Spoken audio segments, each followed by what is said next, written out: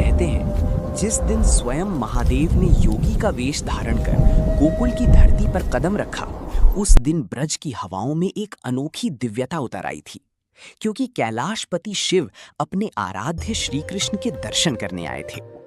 जटाओं में बहती गंगा, शरीर पर भस्म, गले में सर्प और हाथ में डमरू लिए वो अलौकिक योगी जब नंद भवन के द्वार पर पहुंचे तो पूरा गोकुल आश्चर्य से भर उठा। किसी को नहीं पता था कि ये साधारण योगी नहीं, स्वयं देवों के देव महादेव हैं। मैया यशोदा ने जैसे ही उस भयंकर स्वरूप को देखा, उनका हृदय डर से कांप उठा। उन्होंने अपने लाला को उस अघोरी बाबा से दूर रखने का निश्चय कर लिया। उन्हें भय था कि कहीं उस योगी की भयावह छवि उनके नन्हे कान्हा को डरा ना दे।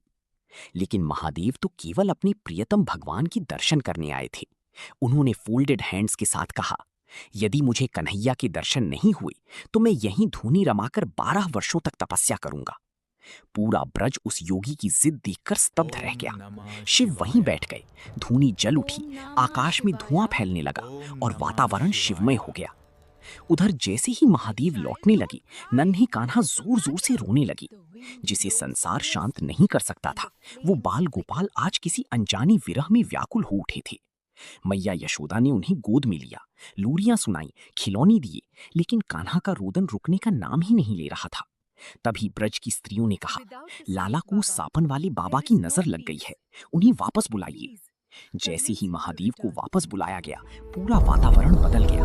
भोलेनाथ ने धीरे से कान्हा को अपनी गोद में उठाया और वही बालक जो अभी तक रो रहा था, अचानक खिलखिलाकर हंस पड़ा।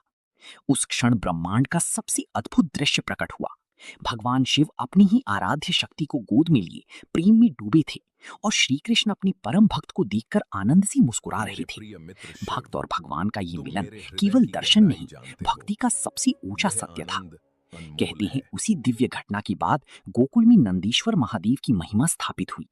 ब्रज 84 कोस में आज भी 5 प्रमुख महादेवों का विशेष महत्व माना जाता है: गोपीश्वर महादेव, कामेश्वर महादेव, चकलेश्वर महादेव, भूतेश्वर महादेव और नंदीश्वर महादेव।